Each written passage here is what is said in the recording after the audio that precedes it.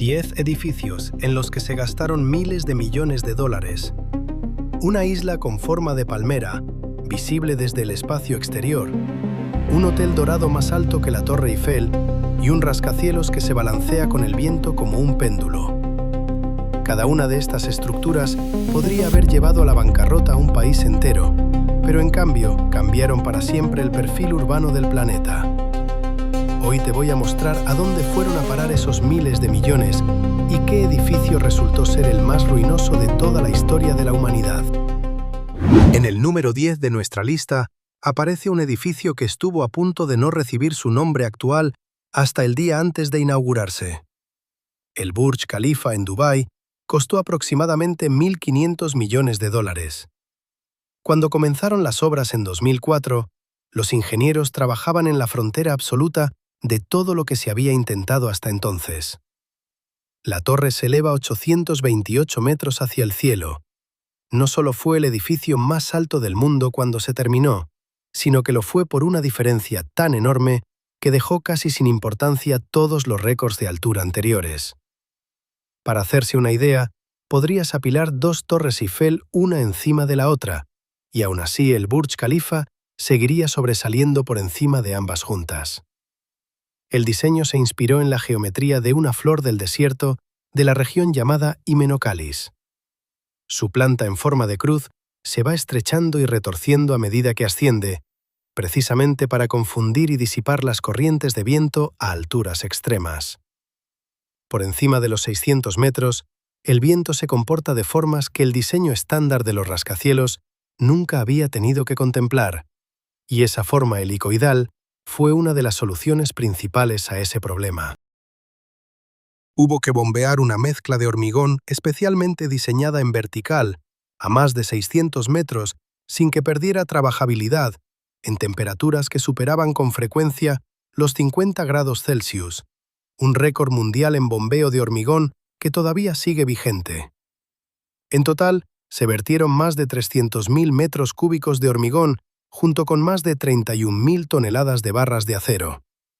Más de 12.000 trabajadores de la construcción, procedentes de más de 100 países, trabajaron día y noche en turnos rotativos durante años.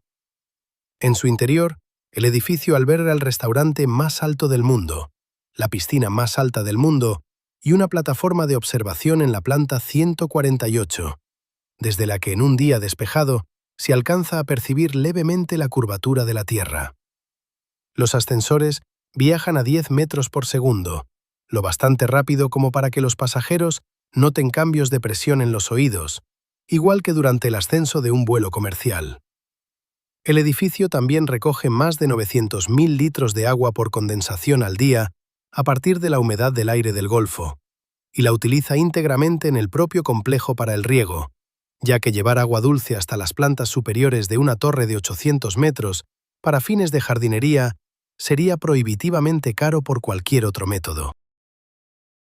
La ceremonia de inauguración, el 4 de enero de 2010, incluyó lo que en aquel momento fue uno de los mayores espectáculos de fuegos artificiales coordinados de la historia, con pirotecnia lanzada simultáneamente desde varios puntos de la fachada de la torre y desde la plaza circundante.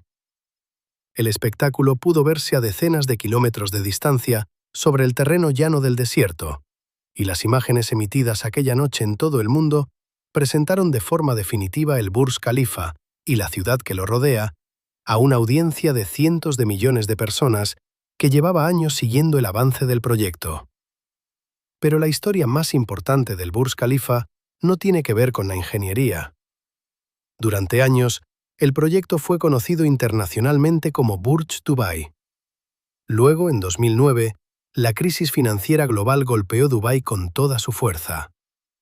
El Emirato se encontró incapaz de hacer frente a sus deudas y se enfrentó a un auténtico colapso financiero. Abu Dhabi, el vecino más rico, intervino con un paquete de rescate de aproximadamente 25.000 millones de dólares, suficiente para evitar la catástrofe. A cambio, Dubái cambió en silencio el nombre de su monumento más famoso. La noche del 4 de enero de 2010, mientras la multitud se reunía y los fuegos artificiales ya estaban preparados, el nombre Burj Dubai quedó archivado. El edificio que se inauguró esa noche pasó a llamarse Burj Khalifa, en honor al gobernante de Abu Dhabi, el hombre cuyo dinero había salvado la ciudad. 1.500 millones de dólares construyeron la torre. 25.000 millones más decidieron cómo se llamaría. El edificio también ostenta un récord algo menos celebrado. En una tarde clara de verano, a los pies del Burj Khalifa, la temperatura puede alcanzar los 45 grados Celsius. En la plataforma de observación de la planta 124, esa misma tarde puede sentirse 10 grados más fresca, lo suficiente como para que los niveles superiores de la torre resulten más cómodos que la plaza de abajo.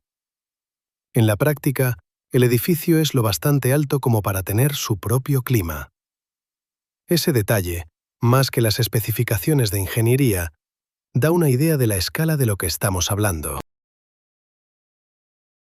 En el 9º puesto están dos torres que cambiaron la identidad de toda una nación y cuya construcción se convirtió, de forma bastante inesperada, en una carrera. Las Torres Petronas de Kuala Lumpur costaron aproximadamente 1.600 millones de dólares.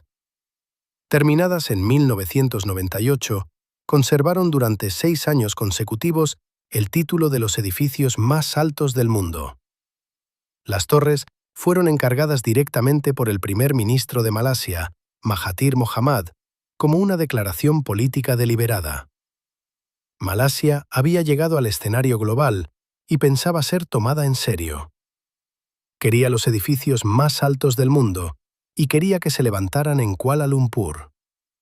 Esa sola ambición marcó cada decisión posterior del proyecto. El diseño, obra del arquitecto César Pelli, se inspira en patrones geométricos islámicos. La planta de cada torre se basa en una estrella de 8 puntas conocida como Rub el-Hijb, una forma que se repite y se perfecciona planta tras planta a medida que las torres ascienden hasta los 452 metros. El resultado es inconfundible desde cualquier ángulo. A diferencia de la mayoría de los rascacielos superaltos, que suelen parecerse entre sí sin importar desde dónde se miren, las Torres Petronas cambian de carácter según el punto de vista. Lo que convirtió la construcción en algo mucho más dramático fue la decisión de asignar cada torre a un consorcio distinto. La Torre Sur fue para Samsung Construction, de Corea del Sur. La Torre Norte se entregó a un consorcio japonés, Hazama Corporation. Los dos equipos trabajaban al mismo tiempo en parcelas contiguas, a plena vista el uno del otro. A medida que avanzaba la obra, el equipo surcoreano empezó a tomar ventaja. Cuando las torres se acercaban a sus plantas superiores, el consorcio japonés iba rezagado por casi 4 pisos completos. En las últimas semanas, el equipo japonés recortó la diferencia por completo. Ambas torres alcanzaron su altura final con apenas unos días de diferencia. Lo que había empezado como una decisión logística terminó convirtiéndose en una de las competiciones más singulares de la historia de la construcción. Pero antes de que esa competencia pudiera siquiera arrancar, el proyecto estuvo a punto de venirse abajo en los cimientos. Las primeras perforaciones revelaron que el terreno previsto estaba sobre una bolsa de piedra caliza tan inestable que no podía soportar con seguridad el peso de las torres. Hubo que desplazar todo el trazado de la cimentación 45 metros lateralmente, un retraso de varios meses y un sobrecoste que llegó antes de que se levantara un solo piso sobre el nivel del suelo. Los pilotes finalmente perforados para la nueva cimentación alcanzaron profundidades de hasta 120 metros bajo la superficie, algunos de los pilotes de cimentación más profundos jamás utilizados en un proyecto de rascacielos hasta ese momento. El puente aéreo que conecta las dos torres en los pisos 41 y 42 está unido mediante un sistema de pernos que le permite deslizarse varios centímetros en cualquier dirección durante vientos fuertes. Sin esa flexibilidad, las fuerzas transmitidas por una conexión rígida acabarían destrozando el puente. El puente se prefabricó en el suelo y se elevó hasta su posición en una sola maniobra de izado, porque montarlo pieza por pieza a 170 metros habría sido mucho más peligroso y habría llevado mucho más tiempo. Las Torres Petronas siguen ostentando el título de las torres gemelas más altas del mundo, un récord que ya lleva más de 2 décadas en pie. Una de las torres alberga una sala de conciertos, el Dewan Philharmonic Petronas, que abrió junto con las torres en 1998 y se convirtió en la sede de la Orquesta Filarmónica de Malasia. Escondida en la base de la estructura, construida para presentar Malasia al mundo, funciona todo el año una sala de conciertos completa con casi 900 butacas, que programa por igual actuaciones internacionales y producciones locales. La acústica fue diseñada por la misma firma responsable de la sala de conciertos del Kennedy Center en Washington. Poca gente que visita las torres sabe que está ahí. El octavo lugar le pertenece a un edificio que nunca compitió por la altura y se gastó cada dólar en algo completamente distinto. La gran mezquita Sheikh Zayed en Abu Dhabi costó aproximadamente $2.000 millones. A diferencia de casi todo lo demás en esta lista, su ambición no tenía nada que ver con la altura. Fue diseñada para ser el edificio religioso más bellamente elaborado construido en la era moderna, y el presupuesto se asignó en consecuencia. No al acero estructural ni a la ingeniería de cimientos, sino al mármol, al trabajo artesanal y a un nivel de detalle que de verdad cuesta entender sin estar dentro. La mezquita puede albergar a más de 40.000 fieles al mismo tiempo. Su sala principal de oración contiene la alfombra anudada a mano más grande del mundo, una pieza de más de 5.500 metros cuadrados, con un peso superior a 35 toneladas, que requirió a más de 1.200 artesanos especializados, trabajando en equipos coordinados para completarla. La alfombra tardó aproximadamente 2 años en producirse. Y aquí va un detalle que casi nunca aparece en los relatos oficiales. Fue tejida por completo en Irán. Teniendo en cuenta las tensiones políticas que históricamente han marcado la relación entre los Emiratos Árabes Unidos e Irán, el hecho de que la mezquita más sagrada de los Emiratos contenga una pieza central elaborada por manos iraníes y que eso se aceptara sin polémica, es una de esas ironías silenciosas que quedan incrustadas en la historia del edificio. Las lámparas de araña del interior son de un tamaño descomunal. La más grande de la sala principal de oración pesa 12 toneladas, está hecha con cristales Swarovski, herrajes de latón chapado en oro y miles de puntos de luz individuales dispuestos en una formación en cascada. El peso total de todas las lámparas de araña de la mezquita supera las 250 toneladas. Conseguir, fabricar e instalar semejante cantidad de iluminación especializada exigió coordinar proveedores y artesanos de varios países durante varios años. 82 cúpulas cubren el complejo, y no hay 2 idénticas en tamaño. Más de 1.000 columnas están revestidas de mármol incrustado con piedras semipreciosas, cornalina, lapislázuli, amatista, dispuestas en motivos florales colocados a mano a lo largo de años. El mármol se trajo de Italia, Grecia, Marruecos e India, y cada variedad fue elegida por su color específico y por cómo refleja la luz en distintos momentos del día. El sistema de iluminación exterior fue diseñado para replicar las fases del calendario lunar. A medida que la luna avanza por su ciclo mensual, la intensidad y la temperatura de color de la iluminación de la mezquita cambian en consecuencia, más brillante durante la luna llena, más tenue durante la luna nueva. El sistema se sincroniza automáticamente con el calendario lunar islámico, de modo que el edificio participa del ritmo del tiempo religioso en lugar de limitarse a quedarse fuera de él. La construcción comenzó en 1996 y continuó durante más de 11 años, hasta completarse en 2007. El edificio fue concebido como un regalo permanente para la nación por su presidente fundador, Sheikh Zayed bin Sultan Al Nahyan, quien lo imaginó como un lugar al que personas de todos los orígenes pudieran acudir sin distinción. Hoy recibe varios millones de visitantes al año, no solo fieles, sino también fotógrafos, arquitectos y viajeros que llegan específicamente para ver cómo se ven 2.000 millones de dólares cuando se gastan por completo en artesanía. Los estanques reflectantes que rodean la mezquita fueron diseñados para que, desde ciertos ángulos al atardecer, todo el edificio parezca flotar, la estructura de mármol blanco reflejada en el agua quieta, mientras el cielo detrás se transforma en tonos de naranja y violeta. Este efecto no fue casualidad. La orientación de los estanques, la altura de sus muros y el ángulo en que fueron colocados respecto a la fachada occidental se calcularon específicamente para maximizar el impacto visual en las horas de la oración del atardecer, cuando llega el mayor número de fieles y la experiencia de acercarse a la mezquita resulta más intensa.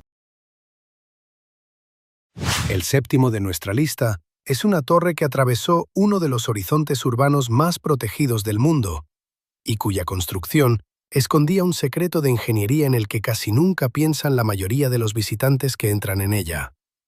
The Shard, en Londres, costó aproximadamente 2.200 millones de dólares. Con 310 metros de altura, sigue siendo el edificio más alto del Reino Unido.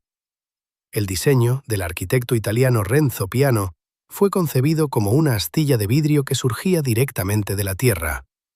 8 fachadas de cristal que se estrechan y se encuentran en un punto deliberadamente asimétrico en la parte superior, una forma que, desde lejos, parece poder retirarse con la misma facilidad con la que fue colocada.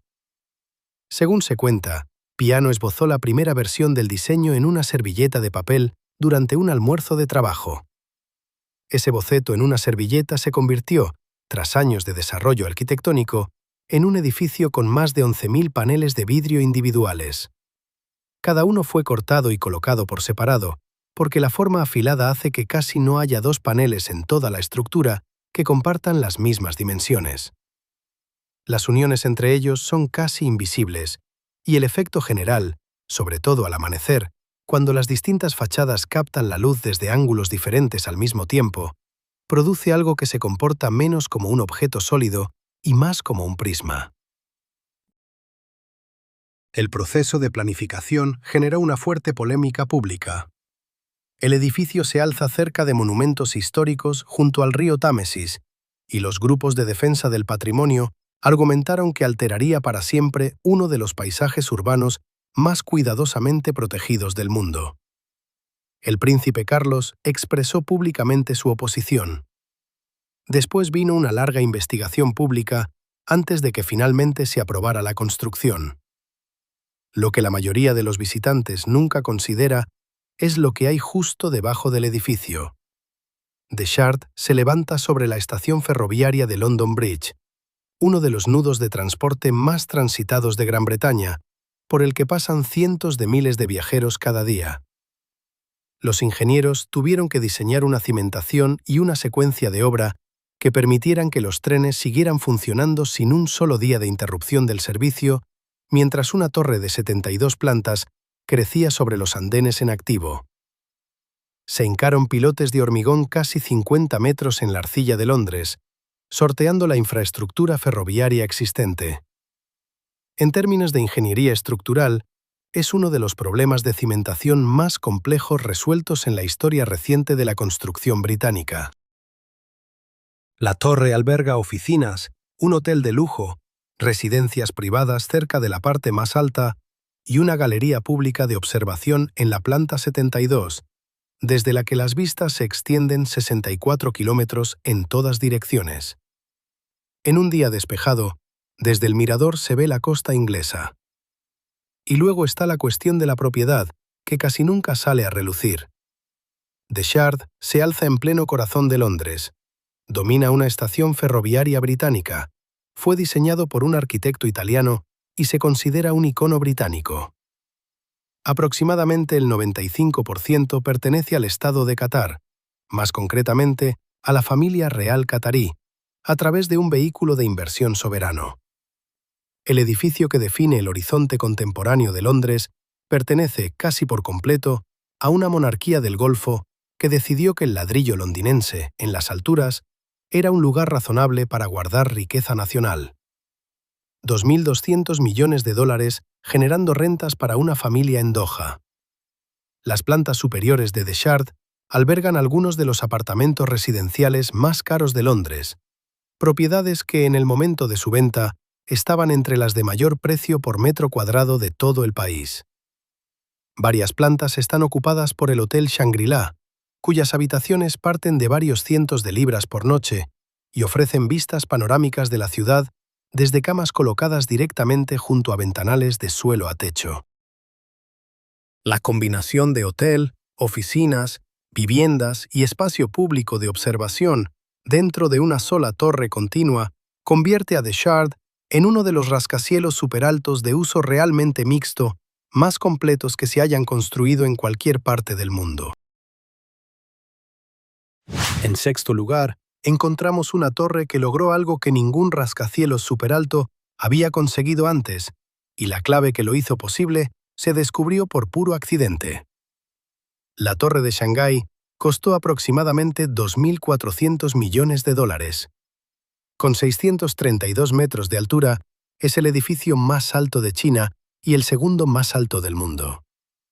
Lo que la hace realmente distinta de cualquier otra torre superalta construida a esta escala es la forma en que se mueve en el espacio. El edificio gira 120 grados desde la base hasta la cima, elevándose en una espiral continua que hace que parezca, según el ángulo y la luz, como si se estuviera enroscando lentamente hacia el cielo. Ese giro no formaba parte del diseño original. En las primeras fases de planificación, la torre se concibió con una forma más convencional. Las pruebas en túnel de viento revelaron un problema serio. La forma estándar producía un peligroso desprendimiento de vórtices, un fenómeno en el que el viento, al pasar junto a una estructura maciza, crea patrones repetidos de presión que pueden hacer que los edificios oscilen a su propia frecuencia de resonancia. A 600 metros de altura, las implicaciones tanto para la seguridad estructural como para el confort de los ocupantes eran importantes. Los ingenieros empezaron a probar variaciones. Durante una sesión, un modelo con un giro arbitrario aplicado, introducido no como una decisión deliberada, sino como una variante de prueba, mostró una reducción del 24% en la carga del viento respecto a la versión base. El giro funcionaba. El diseño final incorporó una rotación de 120 grados precisamente por lo que reveló aquella prueba accidental. La reducción de las fuerzas del viento permitió a los ingenieros usar bastante menos acero estructural del que habría requerido una torre recta de la misma altura, con un ahorro estimado de 58 millones de dólares solo en materiales. En el interior, el edificio funciona como 9 cilindros apilados, cada uno envuelto en su propia piel de vidrio, mientras la fachada exterior giratoria encierra una serie de impresionantes atrios internos. Jardines en el cielo, suspendidos a lo largo de toda la altura del edificio, con cafeterías, vegetación interior y espacios de reunión pública a altitudes que la mayoría de los edificios reservan para equipos mecánicos. En total hay 21 atrios, y cada uno ocupa toda la altura entre grupos de plantas, creando barrios verticales a intervalos a lo largo del edificio. El espacio entre las paredes interior y exterior actúa como un amortiguador térmico, reduciendo la ganancia y la pérdida de calor durante todo el año. Los ascensores están entre los más rápidos jamás construidos, 20,5 metros por segundo, suficiente para subir desde la planta baja hasta el mirador en menos de un minuto. A esa velocidad, la sensación es parecida a la de un descenso rápido en avión, comprimido en 60 segundos. Los pasajeros suelen notar la misma leve presión en los oídos que sienten durante el descenso de un vuelo comercial. La torre se alza en el distrito financiero de Pudong, en Shanghái, justo al lado de la Torre Jin Mao y del Shanghai World Financial Center. 3 rascacielos superaltos visibles juntos en una sola fotografía que se ha convertido en una de las imágenes más reconocibles de la China moderna. 2.400 millones de dólares, y la decisión más importante de su diseño fue una en la que los ingenieros tropezaron por casualidad. La Torre de Shanghái se convirtió, en el momento de su finalización, en el primer edificio superalto del mundo en obtener la máxima calificación dentro del Estándar Nacional Chino de Construcción Ecológica, una certificación que no solo tenía en cuenta el consumo energético, sino también el reciclaje de agua, el origen de los materiales y la calidad ambiental interior. El edificio recoge agua de lluvia y recicla aguas grises in situ, reduciendo su consumo total de agua en un porcentaje significativo en comparación con una torre de oficinas convencional de tamaño equivalente. Para un edificio de esta escala, operando en una ciudad con importantes desafíos de calidad del aire, esas certificaciones representaron un auténtico logro de ingeniería y no una simple etiqueta de marketing. En quinto lugar, se alza un edificio reconstruido a partir de la devastación, cuya altura no es casual y cuya base incorpora una especificación estructural que nunca antes se había escrito para una torre de oficinas comerciales. One World Trade Center, en la ciudad de Nueva York, costó aproximadamente $3.900 millones, lo que lo convirtió, en el momento de su finalización, en el edificio de oficinas más caro jamás construido en cualquier parte del mundo. Mide 541 metros de altura. Esa cifra, expresada en pies, es 1776, el año en que se firmó la Declaración de Independencia de los Estados Unidos. La altura se eligió deliberadamente.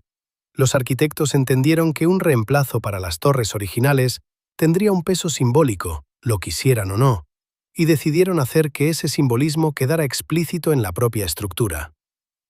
Durante casi 5 años después del 11 de septiembre de 2001, el lugar permaneció vacío. Lo que quedó fue una enorme excavación de hormigón en pleno Bajo Manhattan, conocida informalmente entre los neoyorquinos como The Pit, el pozo. La ciudad debatió sin descanso. ¿Qué altura? ¿Cuántos edificios? ¿Qué tipo de memorial? ¿Quién tomaba las decisiones? La primera piedra de la nueva torre por fin se colocó en 2006. Desde esa fecha hasta la inauguración oficial en 2014, pasaron 12 años. Durante ese tiempo, la ciudad vio cómo la torre se elevaba planta por planta sobre un terreno que se había convertido, para muchísima gente, en el lugar con mayor carga emocional de todo el país. La base del edificio se construyó con una formulación de hormigón resistente a explosiones, diseñada para soportar fuerzas muy por encima de lo que exigen los códigos comerciales estándar. Las paredes de los primeros 60 metros sobre el nivel del suelo funcionan, estructuralmente, más como una fortaleza que como una planta de oficinas. Una respuesta directa y deliberada a lo que había ocurrido en ese lugar. Fue la primera vez que una especificación así se aplicó a esta escala en un edificio de oficinas comerciales en cualquier parte del mundo. La Autoridad Portuaria de Nueva York y Nueva Jersey, que supervisa el sitio, exigió estas condiciones como requisito para aprobar el proyecto y no se permitió ninguna concesión en ningún momento del proceso de diseño. La aguja por sí sola pesa más de 750 toneladas y requirió grúas especializadas y operaciones con helicópteros para izarla hasta su posición, pieza por pieza, en maniobras coordinadas que se completaron en 2013. La fachada acristalada está compuesta por más de 12.000 paneles de vidrio individuales, cada uno diseñado tanto para la eficiencia energética como para resistir vientos extremos. A nivel de calle, el lugar alberga 2 enormes estanques reflectantes situados exactamente en la huella de las torres originales. El nombre de cada persona fallecida en los ataques de 2001 y en el atentado de 1993 está grabado en bronce alrededor de los bordes. Un museo subterráneo construido justo debajo de la plaza atrae a millones de visitantes cada año. $3.900 millones reconstruyeron no solo un horizonte urbano, sino también un lugar. Una expresión de ambición, otra de dolor, y ninguna posible sin la otra. El propio nombre de la torre se convirtió en motivo de controversia antes de que comenzara la construcción. Al principio, las autoridades se referían al proyecto como Freedom Tower, un nombre elegido en la inmediata posguerra emocional de los ataques para transmitir un mensaje concreto. A medida que la planificación avanzó y el edificio dejó de ser un gesto simbólico para convertirse en un proyecto real de construcción, promotores e inquilinos se opusieron al nombre, argumentando que convertiría la torre en un blanco permanente y complicaría el alquiler a empresas comerciales. El nombre fue retirado discretamente. El edificio abrió sus puertas como One World Trade Center, una denominación más funcional que, aún así, lleva en su dirección una historia entera que no necesita explicación. El cuarto lugar de nuestra lista lo ocupa un edificio que no tiene ningún interés en ser alto, ni en convertirse en un icono, y que con bastante diferencia es la oficina corporativa más cara jamás construida. Apple Park, la sede de Apple en Cupertino, California, costó aproximadamente $5.000 millones. Para ponerlo en perspectiva, el Burj Khalifa, el edificio más alto del mundo, se construyó por menos de un tercio de esa cifra. Apple decidió gastar $5.000 millones en un lugar donde sus empleados pudieran trabajar. El edificio adopta la forma de un anillo único y continuo, con casi 1,5 kilómetros de circunferencia. Desde el aire, la forma circular es completa e ininterrumpida. Desde el nivel del suelo, se percibe como una inmensa franja de vidrio porque la curvatura del anillo hace que nunca puedas ver dónde empieza o termina desde un punto fijo en el exterior. Los paneles de vidrio que forman la fachada están entre los elementos curvos de vidrio más grandes jamás fabricados para uso arquitectónico en cualquier parte del mundo. Cada uno fue moldeado a medida con tolerancias que exigieron técnicas de producción especializadas, porque la curvatura continua hace que no haya dos paneles intercambiables. El campus se extiende sobre más de 71 hectáreas. El edificio en sí ocupa solo una fracción de ese espacio. La mayor parte se transformó en zonas verdes. Se plantaron más de 9.000 árboles, incluidas variedades de manzano, albaricoquero y ciruelo, que históricamente crecían en los huertos que cubrían el Valle de Santa Clara antes de la llegada de la industria tecnológica. El campus genera más electricidad con su instalación solar en la azotea de la que consume en un año promedio. Una carretera circular subterránea, que discurre bajo el perímetro del edificio, se encarga de todo el tráfico de reparto y de vehículos de servicio, garantizando que el espacio verde del centro del anillo siga siendo completamente peatonal. Solo esa carretera costó más que todo el presupuesto de construcción de muchos edificios comerciales de gran tamaño. Steve Jobs empezó a supervisar el proyecto personalmente en los últimos años de su vida. Una de sus últimas apariciones públicas antes de morir en octubre de 2011 fue una presentación que ofreció al Ayuntamiento de Cupertino en junio de ese mismo año, 6 meses antes de su muerte, en la que expuso el diseño y defendió su aprobación. Durante la ronda de preguntas, un miembro del consejo le preguntó si Apple podría ofrecer Internet inalámbrico gratuito al vecindario cercano como gesto de buena voluntad. Jobs respondió que no estaba seguro de que pudieran hacerlo. Aún así, el consejo aprobó el proyecto. Fue una de las últimas decisiones que llegó a ver salir a su favor. El auditorio del campus, llamado Steve Jobs Theater, está casi por completo bajo tierra. Solo su techo queda visible sobre el nivel del suelo. Una cúpula independiente de vidrio y fibra de carbono, de 20 metros de altura, sostenida por el propio vidrio curvado, sin columnas interiores de ningún tipo. Hicieron falta años de pruebas estructurales antes de poder empezar la construcción. $5.000 millones no compraron un monumento, sino un entorno, construido sobre la idea de que la forma en que las personas se sienten mientras trabajan determina lo que son capaces de crear.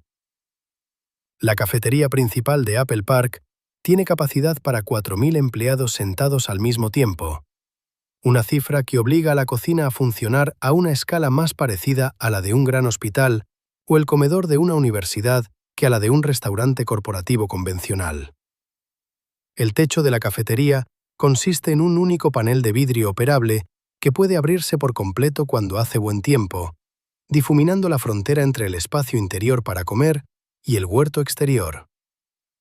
El mecanismo para mover un techo de vidrio de ese tamaño requirió ingeniería a medida. Es, según la mayoría de los criterios, el techo de vidrio operable más grande del mundo en cualquier edificio. El tercer puesto es para un complejo cuya silueta se ha convertido en menos de 15 años en la imagen más reconocible asociada a todo un país. Marina Bay Sands, en Singapur, costó aproximadamente $8.000 millones. El complejo consta de 3 torres hoteleras independientes, cada una inclinada hacia adentro con un ángulo de 26 grados respecto a la vertical, una inclinación tan marcada que durante la construcción, la estructura fue considerada durante un tiempo la mayor inclinación intencional incorporada a edificios habitados en cualquier parte del mundo. Lo que une las 3 torres, a 200 metros sobre el suelo, es el Sky Park, una estructura de conexión que recorre la parte superior de las 3 torres a lo largo de 340 metros, más largo de lo que mide la Torre Eiffel si se colocara en horizontal. El Sky Park alberga una piscina infinita que se extiende 150 metros a lo largo de su recorrido y contiene aproximadamente 1.400.000 litros de agua. El borde de la piscina queda al ras del paseo, creando el efecto visual de que el agua simplemente termina en el aire, sobre la ciudad. En las tardes despejadas, el reflejo del skyline de Singapur en la superficie de la piscina produce una de las imágenes más fotografiadas del sudeste asiático. El arquitecto, Moshe Safdie, nunca había diseñado antes un casino. Cuando lo llamaron para el proyecto, le dieron los requisitos del programa y le pidieron que creara algo sin precedentes. En la fase inicial de diseño, no le informaron de un techo presupuestario, una decisión que quizá explique en parte cómo el proyecto acabó costando $8.000 millones. Safdie describió más tarde la experiencia de diseñar Marina Bay Sands como algo distinto a todo lo que había vivido en su carrera. Un proyecto en el que el cliente había eliminado, en la práctica, las 2 restricciones, presupuesto y precedente, que normalmente definen los límites de lo que se le pide producir a un arquitecto. Hay un detalle que rara vez aparece en la historia oficial del edificio. El diseño original contemplaba 5 torres, no 3. Una torre fue eliminada durante la fase de Value Engineering para reducir costes. Después, el Sky Park se rediseñó para abarcar las 3 torres restantes. El edificio que se alza hoy es, en términos estructurales, una versión simplificada de lo que se propuso al principio. El casino ocupa aproximadamente 15.000 metros cuadrados del complejo, es decir, alrededor del 1% de la superficie total del desarrollo. Genera aproximadamente el 70% de los ingresos de juego de la propiedad y la mayor parte de los ingresos totales de los casinos de Singapur, pese a competir con otro operador con licencia en el país. Cuando Singapur legalizó el juego de casino, lo hizo como parte de una estrategia nacional para reposicionar al país como destino de turismo internacional de alto valor. $8.000 millones fue la inversión necesaria para que esa estrategia pareciera creíble. En pocos años desde su apertura, la estrategia ya se había amortizado con creces. Justo al lado de las torres, frente al agua, se alza un edificio que no se parece a nada más en Singapur. El Art Science Museum, diseñado con la forma de una enorme flor de loto abierta, cuyos pétalos blancos se curvan hacia arriba y hacia afuera sobre la bahía. El museo también fue diseñado por Moshe Safdie y técnicamente forma parte del desarrollo de Marina Bay Sands. Su techo recoge el agua de lluvia que cae por el centro abierto de la flor y la conduce hasta una cascada que se precipita hacia el atrio inferior del edificio. La estructura está diseñada para captar suficiente lluvia como para cubrir una parte importante de las necesidades de agua del edificio, un detalle que, en el contexto de un proyecto que costó $8.000 millones, es o bien admirablemente consciente, o bien una señal de que los arquitectos se habían propuesto resolver cada problema que encontraban, sin importar su escala. El puesto de subcampeón se lo lleva algo que, técnicamente hablando, no es un edificio en absoluto. Es un nuevo pedazo de geografía creado desde el fondo del mar. Palm Jumeirah, en Dubái, costó aproximadamente 12.000 millones de dólares. El proyecto exigió dragar y trasladar más de 110 millones de metros cúbicos de arena y roca desde el lecho del Golfo Pérsico, suficiente material como para llenar más de 40.000 piscinas olímpicas. Después, durante varios años, la isla fue moldeada hasta adoptar la silueta de una palmera estilizada. Un tronco central, 17 frondas que se abren hacia afuera y rodeándolo todo, un rompeolas en forma de media luna. Solo la media luna requirió más de 7 millones de toneladas de roca importada, traída específicamente para proteger las frondas interiores del oleaje del mar abierto y de la erosión. No se usó hormigón en ningún punto de la base de la isla. En su lugar, los ingenieros aplicaron una técnica llamada compactación por vibración. Una vibración controlada que comprime la arena suelta hasta convertirla en un material lo bastante denso como para sostener las carreteras, villas y hoteles construidos directamente encima. El posicionamiento por satélite GPS se utilizó de forma continua durante todo el proceso de modelado, porque la escala del contorno de la palmera hacía que los métodos topográficos tradicionales fueran insuficientes para mantener la precisión necesaria sobre aguas abiertas. Un error de apenas unos metros en cualquier dirección habría significado que la geometría, legible solo desde el aire, quedara visiblemente deformada en las fotografías aéreas. La isla añadió 56 kilómetros de nueva costa a una ciudad que hasta entonces tenía un litoral natural relativamente corto, creando miles de parcelas frente al mar en una región donde antes no existía terreno costero a ningún precio. El promotor, Nakheel, financió el proyecto con la idea de que el valor de las propiedades seguiría subiendo sin límite. En 2008, esa idea se vino abajo. La crisis financiera global golpeó el mercado inmobiliario de Dubái con una fuerza excepcional. Nakheel se encontró incapaz de cumplir con sus obligaciones de deuda. Los compradores que habían adquirido villas en las frondas y habían pagado al contado descubrieron que la construcción se había detenido. Las llaves no se entregaron. Algunas propiedades quedaron a medio terminar durante años, mientras los acreedores y la promotora negociaban los términos de la reestructuración. Finalmente, el gobierno de Dubái intervino para estabilizar la situación, pero el episodio se convirtió en uno de los ejemplos más estudiados de lo que ocurre cuando una infraestructura de esta escala se financia sobre la base de un crecimiento permanente en una clase de activo que no tiene suelo. Hoy, la isla está prácticamente terminada y densamente habitada. Su forma es visible desde la órbita baja terrestre, una de las poquísimas estructuras creadas por el ser humano para las que esa descripción es realmente exacta. 12.000 millones de dólares compraron un nuevo pedazo de tierra, una nueva geometría en el mapa del mundo y una de las lecciones más reveladoras sobre financiación de la construcción registradas en las últimas décadas. El monorraíl que conecta el tronco de la palmera con el rompeolas en forma de media luna se terminó antes de que acabaran las villas de las frondas, lo que significa que, durante un tiempo, funcionó como un sistema de transporte que unía obras en construcción, no residentes. La infraestructura se levantó antes que la población a la que debía servir, partiendo de la idea de que los habitantes llegarían. Y llegaron con el tiempo.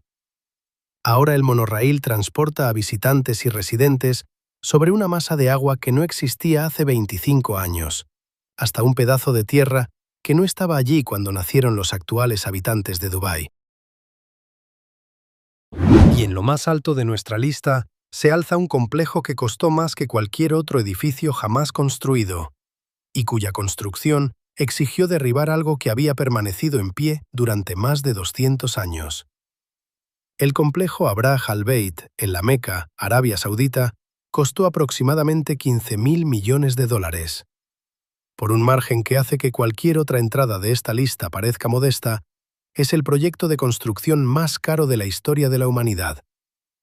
El complejo consta de 7 torres de distintas alturas, la más alta de las cuales, la Torre del Reloj Real de la Meca, se eleva 601 metros, convirtiéndose en el tercer edificio más alto del mundo.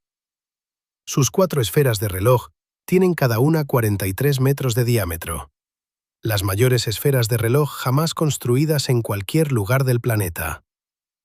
El reloj puede verse desde 17 kilómetros de distancia durante el día y por la noche está iluminado con un alcance que cubre gran parte de la ciudad circundante.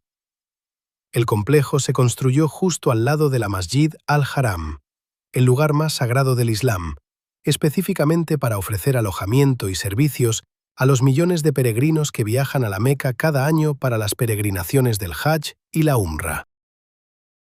Las torres albergan más de 800 suites y apartamentos de hotel, varios hoteles capaces de alojar a decenas de miles de huéspedes al mismo tiempo durante los periodos de máxima afluencia, un centro comercial de 5 plantas y un centro de convenciones con capacidad para 10.000 personas.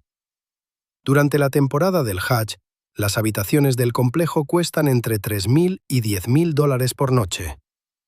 Esto no es un desarrollo de lujo en el sentido convencional, es infraestructura para la mayor concentración anual de seres humanos del planeta, una reunión cuya logística exige alojar a visitantes equivalentes a toda una pequeña ciudad a poca distancia a pie de un único punto. Para construirlo, las autoridades saudíes demolieron una fortaleza otomana del siglo XVIII llamada Ayad, que había permanecido en el lugar durante más de 200 años. La fortaleza de Ayad era uno de los ejemplos supervivientes más significativos de arquitectura militar de la época otomana que quedaban en la península arábiga. Su demolición, llevada a cabo en 2002, desencadenó un incidente internacional de una escala que rara vez se asocia con una decisión de construcción. El gobierno turco protestó formalmente ante el gobierno saudí y ante las Naciones Unidas, argumentando que se había destruido una parte del patrimonio islámico compartido sin consulta previa. La UNESCO condenó públicamente la demolición. Egipto y Jordania emitieron comunicados oficiales expresando su preocupación. Historiadores y arqueólogos de todo el mundo musulmán lo describieron como un acto irreversible de destrucción cultural. El gobierno saudí siguió adelante de todos modos. La fortaleza ya no existe. En su lugar hay una habitación de hotel disponible por $10.000 la noche. La aguja de la torre del reloj está rematada por una luna creciente recubierta de oro de 24 quilates, con un peso de más de 35 toneladas, izada hasta su posición final con una de las grúas más grandes jamás utilizadas para un solo elemento arquitectónico en cualquier lugar del planeta. El reloj, además, transmite la hora y la llamada a la oración a lo largo de varios kilómetros en todas direcciones, audible en gran parte de la ciudad circundante durante la temporada de peregrinación, funcionando como una especie de referencia acústica para los millones de visitantes que se orientan en la densa geografía urbana alrededor de la mezquita. $15.000 millones construyeron, al final, una ciudad vertical cuyo único propósito es servir a peregrinos que han viajado desde todos los continentes de la Tierra, muchos de los cuales han ahorrado durante años, a veces durante toda una vida, simplemente para hacer el viaje una sola vez. Es el edificio más caro que la humanidad ha completado jamás, construido no para impresionar a arquitectos ni para ganar premios de diseño, sino para dar cabida a un océano de fe que llega con una puntualidad que se repite, sin excepción, todos los años. Desde los pisos superiores de la torre del reloj real de la Meca, la vista durante el Hajj no se parece a nada que pueda verse desde cualquier otro edificio de esta lista. Abajo, llenando la explanada de la Masjid al-Haram y extendiéndose por las calles circundantes en todas direcciones, hay una multitud de varios millones de personas moviéndose en patrones coordinados alrededor de la Kaaba. Una densidad humana que, vista desde arriba, se parece menos a una multitud que a un organismo vivo con su propia lógica interna.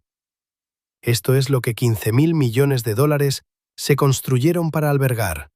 No huéspedes, no turistas, no inquilinos, sino peregrinos. La diferencia, desde esa altura, se ve en la forma en que se mueven.